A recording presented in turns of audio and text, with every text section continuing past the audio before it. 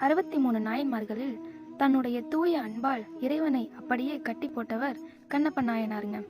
வாய் நீரால் அபிஷேகம், எச்சில் பட்ட மாமிசத்தால் நைவேத்தியம், இது எல்லாவற்றையும் கடந்து அவர் செய்த அந்த ஒரு தியாகம் தாங்க அவரை நாயன்மார் வரிசையில முன்னிறுத்தது. காலத்தி மலையில் இருந்த சிவலிங்கத்தின் மேல் திண்ணன் என்ற வேடனுக்கு அளவில்லாத அன்புங்க.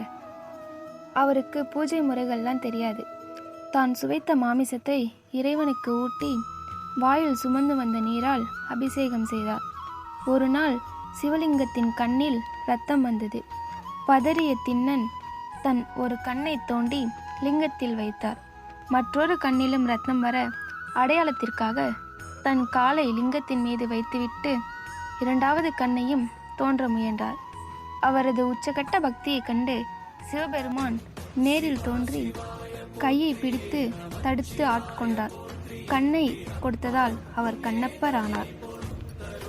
அன்பே சிவம், அதுவே சுகம்.